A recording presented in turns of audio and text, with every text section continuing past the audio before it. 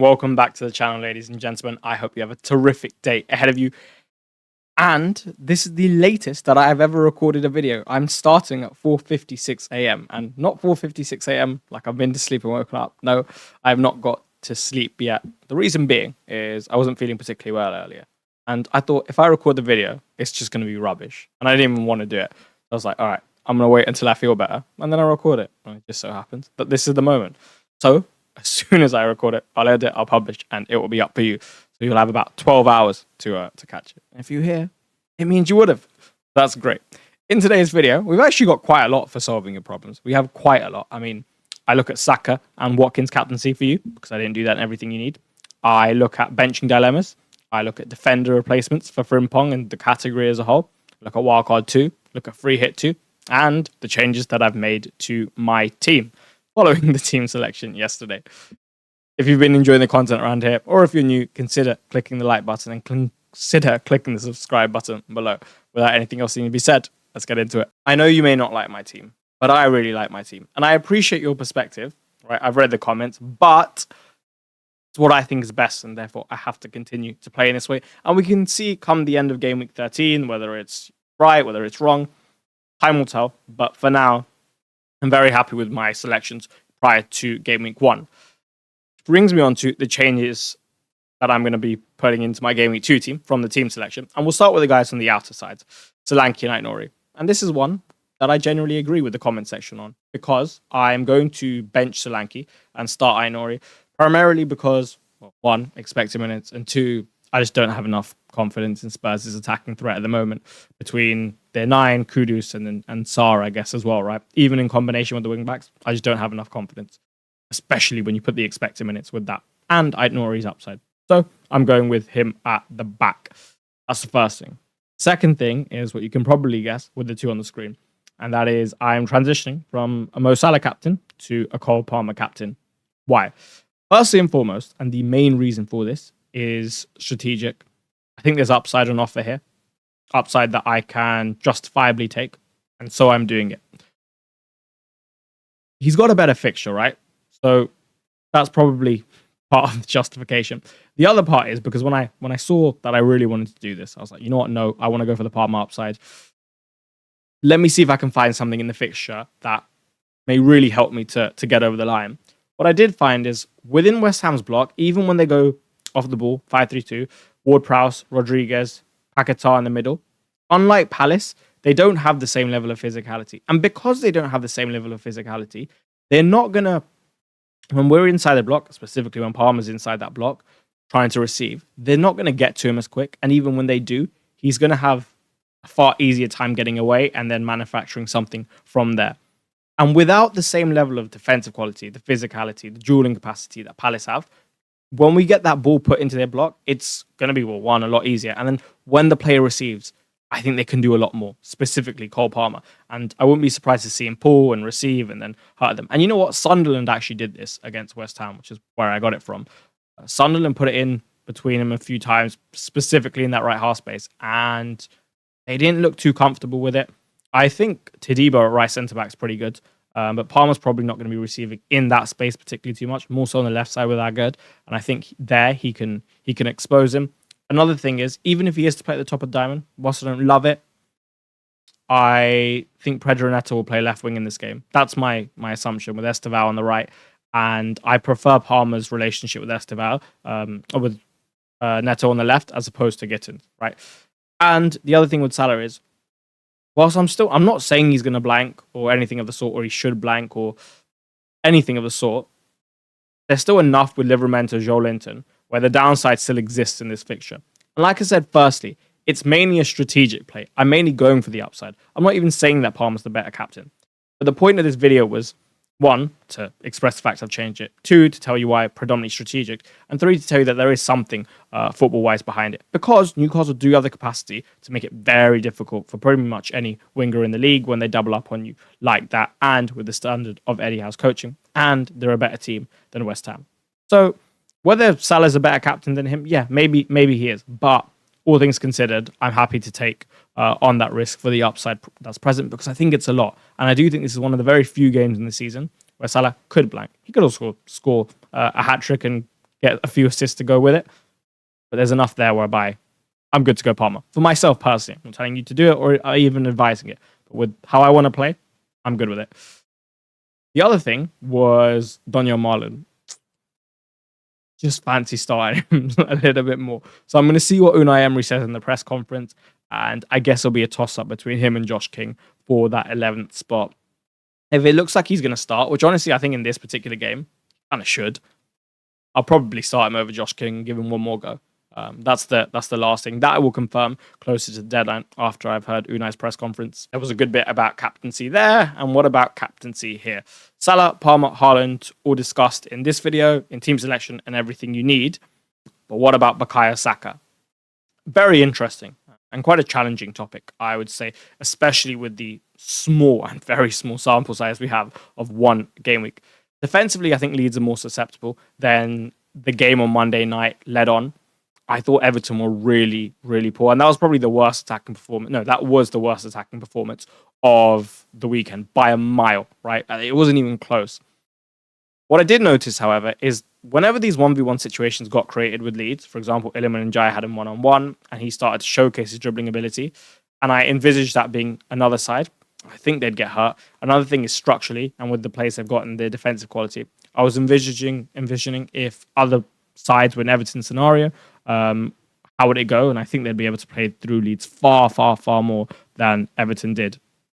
I mean, the 1v1 quality in wide areas, Bukayo Saka, progression was a huge thing. I mean, they were trying to put the ball into Dewsbury Hall, him to take it on a half turn and something to happen there, but he couldn't compete physically with Leeds' very physical midfield. But obviously this time they don't have Ethan Ampadu as well. A big blow. Like I said, better physical level, pretty much all over the pitch for Arsenal, at least in the attacking areas. And another thing is just combinations. And I wanted to put technical quality here, but it was a bit too broad of a term. Everton really, really struggled in that sense, whereas I don't think Arsenal, even if you want to frame it as just like basic passing between the players, I think Arsenal will do a lot better and they'll be able to bypass the Leeds press, bypass their players in the middle of the park as well. Right. So for me, Arsenal won't slip up in this fixture. I think they'll get it done. In terms of Bukayo Saka individually, when he first came back from injury, I was shocked at how good he looked. I thought it was unbelievable for someone to come back from that type of injury and look this good. But since that period of him doing very, very well against Madrid, there's definitely been a bit of a decline. And I'm not 100% sure I trust him yet to put up a haul. I still think he looks a little bit off it. And the other thing with Arsenal is you've got a bit of spread of output. I mean, there's not too many games where Martin Odegaard's exactly put up big numbers. Well, none last season. I don't think he hit double digits once. But he still exists, and in that role, he's going to take something away from Saka, right? Or he has the potential to do so. Gyökeres, obviously, they'll definitely want to get him his first goal. Martinelli will know Madueke is knocking on the door, so you've got things to compete with there. You've got Declan Rice that they may look for and his box threat. One good thing is Ben White started against Man United, and if he starts again, I much prefer the dynamic with him on the right-hand side to provide support to Saka. I mean, his capability to both underlap and overlap, how selfless he is, how much he gets up and down the pitch, the timings, the passing. It's just really, really good. And they have a magnificent relationship on the pitch. Not just them two, but also Odegaard as a triangle. So if he plays, I think that's certainly beneficial for Saka. Overall, like I said at the start, with the small sample size that I have to go off, I think it's a very challenging call. And there's a lot of subjectivity to it. Whereas, for example, you can confidently say that Mohamed Salah is a better option than Mark Gay in FPL this year. I don't think you can confidently say that, like, oh, Saka's definitely going to haul, or oh, he's definitely going to blank. So, in this rare scenario where we have so little to go off, if you really want to go here, go. I think there's big upside. I think you just have to be appreciative of the downside that exists, because even though it's a plum fixture, they didn't look particularly good game week 1 Arsenal. He's looked a little bit off it for a while now. And there's the spread of output issue that they have, whereas someone like even Chelsea, to be honest, or even City, for example, those two sides with Pedro Palmer or Haaland, and mainly Haaland, they don't have that. Overall, an unnecessary risk, I would say, to go and captain Ollie Watkins. In the Nottingham Forest versus Brentford game, Forest looked seriously good in that first half. Hence why the bottom bit of the slide is about Chris Wood, who we're going to come on to. And there were things which stood out to me. One, there was a lot of quick combinations between the players. It was played at a very fast tempo whilst still being controlled. It was super impressive from Forest. I loved watching it. The attacks are very vertical in nature. It wasn't like sideways. It was like, okay, we're going to play and we're going to play forward. And then the other thing that particularly stood out to me was the wingers and the way in which they were used. Very much traditional wingers. You got them the ball in the right areas. They were stretching the block and they were creating pockets. I remember one particular instance with Enjoy and Gibbs White, and all that was really good, right? Whereas with Villa, with what we've seen, especially if he's not to start Marlon, again, you're just going to have 3 ball-to-feet players behind Watkins. And against the Brentford setup, that's probably not the most useful thing. I think you want to be able to have more traditional wingers, ones that are willing to engage in the 1v1 with the fullback to then create an advantage, whether it be the right mid or the left mid who needs to come and double up, and then they create a pocket for Gibbs White, and in this case, maybe McGinn or Rodgers and so on to profit. And if they don't do that, I think, and have 3 ball-to-feet players behind, I think the actual service and supply into Watkins and the amount of chances they make be a little bit more limited than that of Forest on Sunday. The other thing is he's just a forward. So his ceiling's always going to be a bit capped. And if he scored a brace, I wouldn't be one bit surprised. He loves this fixture. He's a gun striker. He's still got talent behind him, right? Just because he has 3 ball-to-feet players doesn't mean it's the end of the world. One's still Morgan Rodgers, who I think could really cause problems with his ability to carry and just his general physicality. He could cause a lot of problems. He could be great for Ollie Watkins. Like I said, Watkins is gone, loves his fixture. Brentford didn't look great. And even if they get a little bit better, they're probably not going to be super strong in this game.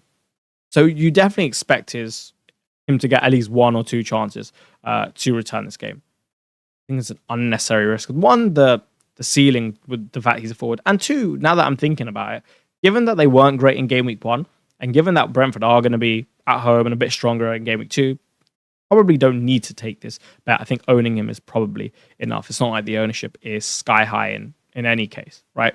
So that's what I'd say with that. Good, could score a brace, but it's unnecessary risk with everything taken into account. On the other hand, when I was watching Forest Brentford back, I was so surprised as to how good Chris Wood was, because yeah, he's got 500,000 transfers in, but most of those are from casuals, as is always the case when someone hauls in game week 1. He was so sharp. And even in the first 30 minutes, he could have had more than he did.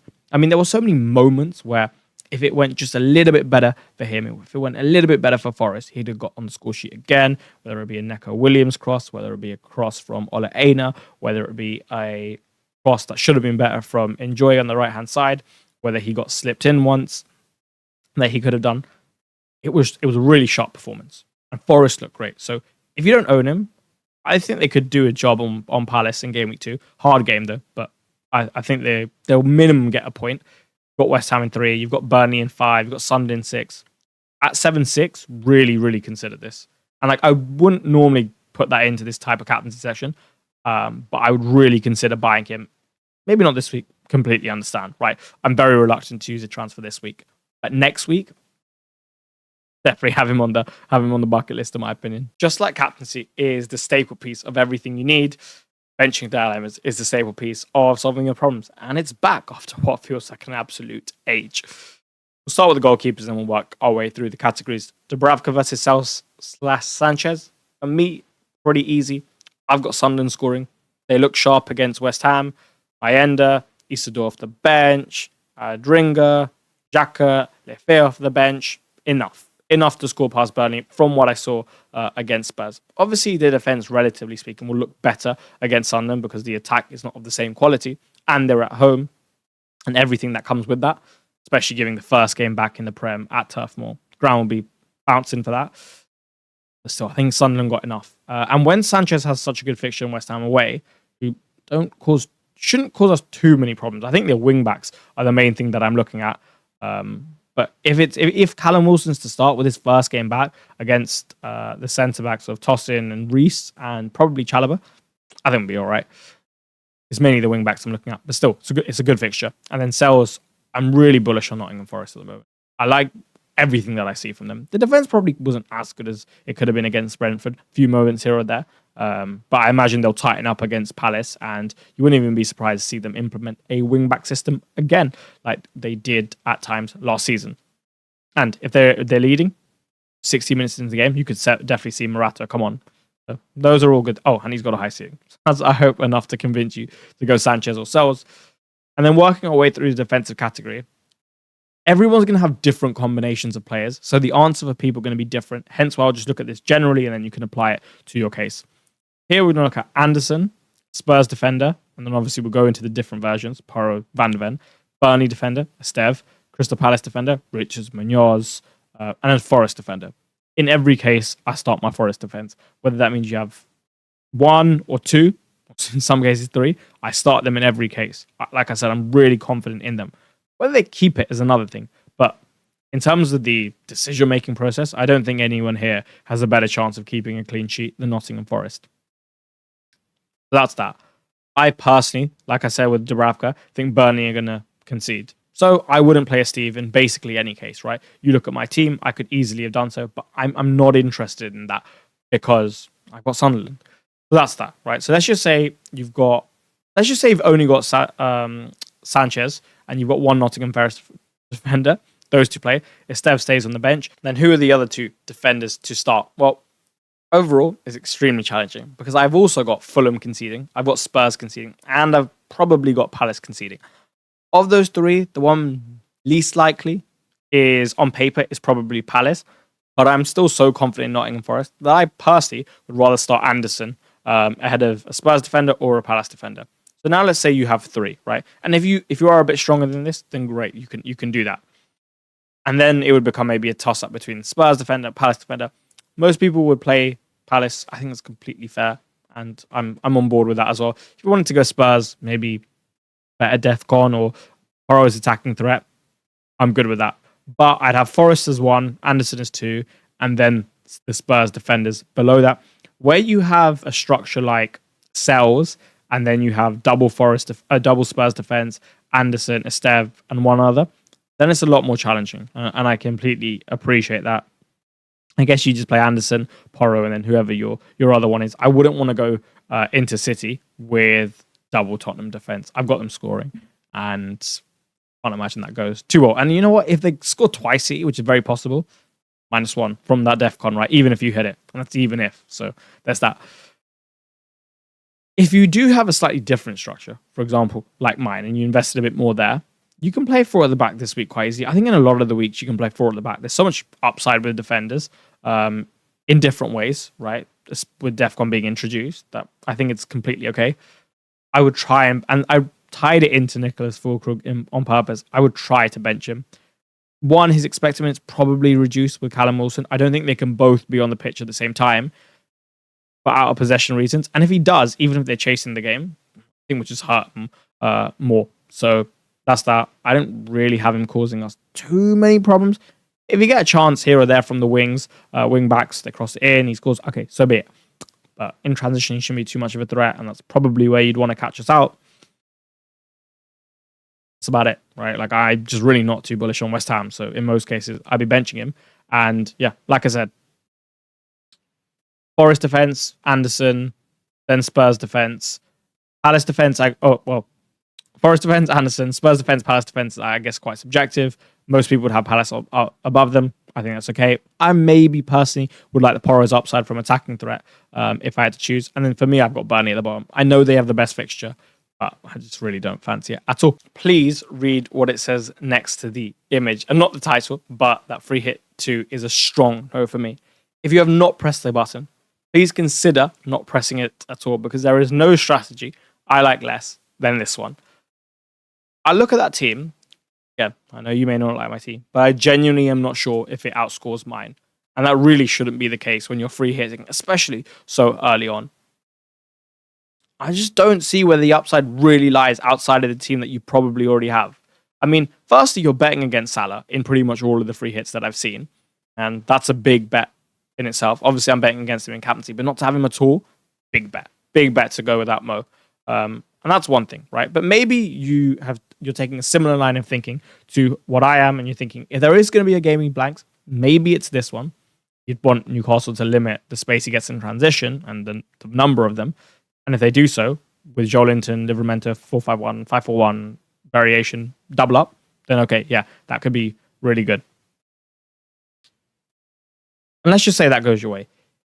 Even with that in mind, I still don't see too much upside in this draw because you could just not captain him. Okay, yeah.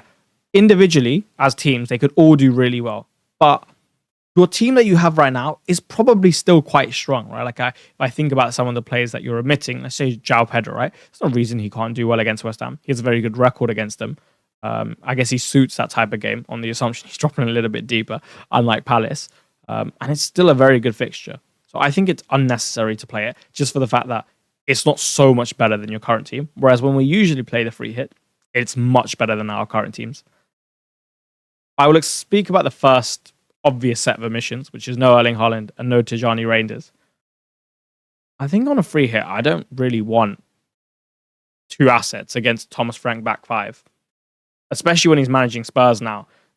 I don't want it, right? Like I just don't want it. I don't see the upside in it. If you put them here, they'd have the toughest fixture of anyone here. And that's not really what I'd want on a free hit. The other thing with Haaland is he makes it very difficult structurally because I think there's about 2 million left in the bank, right? So just say you knock Wood up to 9.5 because I imagine a lot of you won't want him. You'd still have to find 4.5. 4.5 is very difficult to find in this draft. I mean, you're probably not going to sell Watkins. You're probably going to keep at least one of the Bournemouth boys. And if not, the price point will probably be around the same. The backline, okay, fine. You might not want Saliba because you want Gyökeres, but Gyökeres is still 9 million as well. So you're not going to make any money up there. All right, let's just say you took Cucurella up. Fine, you still have 3 million to find. And then you take Palmer out. Okay, but do you really want no Chelsea on your free hit away to West Ham just to have Haaland and Raiders? I don't think that's worth it at all, personally. Not in isolation and not even strategically. So this would be my preference, right? To fade them, go double Arsenal defense because I think they've got great chance of a clean sheet in a week where a lot of managers own players who probably don't have a great chance of it. Cucurella's upside with the fixture as well. Sells, I really like. Wood, I've spoken about earlier. And then the rest kind of picks itself, right? I mean, they've got a really good fixture at home to Wolves, and they look great going forward as they have done for a while. So Semenyo, Evan Nilsson. Again, Watkins, Rodgers, similar line of thinking, except they don't look as good, but they are quality. They are absolute quality, and it's a really good fixture. Palmer, for reasons we discussed earlier, then Saka's probably the number one pick in this side. So in isolation, yeah, I wouldn't be surprised if it scored points in a lot of them. I just don't think it's so much better than what your current team probably looks like. So I wouldn't do it. If you do own Jeremy Frimpong and you're looking to take him out, or you own a defender and you're looking to take them out, where could you go? I still stand by the fact that Marc Cucurella is probably the best defender in the game. So as a direct replacement for Frimpong, I think that works wonderfully well. For me, Mickey van der Ven at 4.5 is head and shoulders above the other 4.5 options in the game. So I'd certainly look at him. Yeah, obviously he's got City away this week. That's not particularly nice, but I guess going forward, that could certainly be a move. And maybe Frimpong's price becomes a little bit dangerous in the sense that it could drop to 5.9. If that's the case, you've got to move him on. Again, I'd get right. Just an idea of where I'd go long term. And then for me, 2 to 5. 2 to 5? I should say 2 to 6. I apologize. 2 to 6. Nottingham Forest for me have the best clean sheet potential overall out of any side. So Neco Williams, even Ole Einar now with how he looks, Murillo, Milenkovic, Sells. Oh, he's not a defender, but you know what I mean. Any of those four, I think, are super solid as well. And I'd be focusing there because if I look at some of the other popular options, for example, Villa and Bournemouth, on paper, good set of fixtures. I don't trust Villa defensively yet with their fullbacks and with their build-up. I think the turnovers, they can concede from there, and fullbacks 1v1, especially Maatsen. Personally, I'm not Ian Maatsen's biggest defensive fan. Bournemouth's fixtures defensively are much harder in 3 to 5. I mean, they've got Newcastle, they've got Spurs, they've got Brighton. All of those teams can score, so I don't love it. Even with their game model, it's not like a Forest game model last season where you really bank on them getting some clean sheets, or an Everton. It's far more aggressive, so you're always playing with fire. Trafford obviously could have good attacking upside, but I'd want to pair it with clean sheets at some point at least to hit that big haul. And then Arsenal just have a really tough run after 2. I mean, Liverpool, City, Forest, Newcastle. Not in that order, but it's Liverpool, Forest, City, Newcastle. Super tough. Super tough. So I personally wouldn't want to be going there either. Those would be my replacements. Again, I don't really like too much outside of that.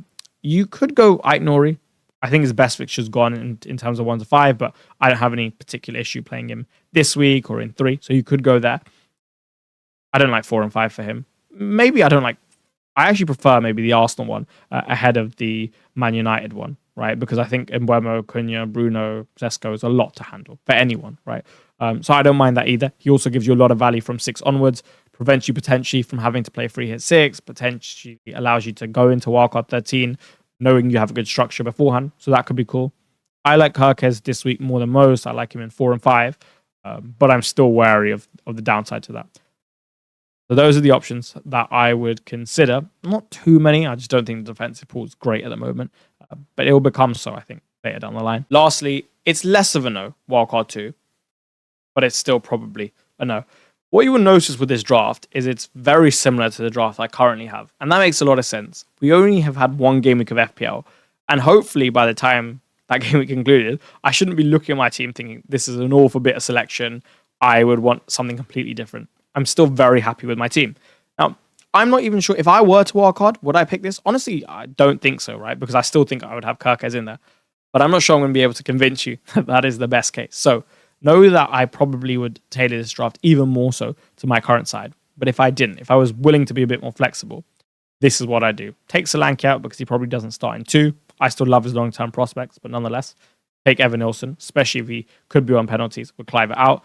Get Reinders instead of Marlon for the security of expected minutes and the fact he looked really good in game week 1. In terms of his footballing performance, FPL was good. I can't say it was very, very, very good, though, in my opinion, for reasons I've explained. Van de Ven, like I've said, is the best 4.5. That gives you the cash to move Iliman Ndiaye to Matthias Cunha, who, as I explained yesterday, is my number 1 asset for game week 3 because he's phenomenal. He looks great like he did against Arsenal with the fixtures coming up. There's points there. There are points there. So that wildcard's actually quite strong. It's stronger than I imagined when I was building it. This week, the easiest 3-4-3 you'll probably ever play. Whilst I cannot confirm that it will be early, at some point I will put a message on YouTube up to confirm my final team selection. That is all she wrote for this one, ladies and gentlemen. I hope you enjoyed. I certainly did. Best of luck for this game week. I really hope it goes well for you. I hope you have a terrific day, and I shall see you on the other side when we get to transfer plans. But I will most definitely see you in the comment section for this one as well, because I've got some catching up to do. Like I said, have a terrific day, have a terrific game week, and good luck. Goodbye.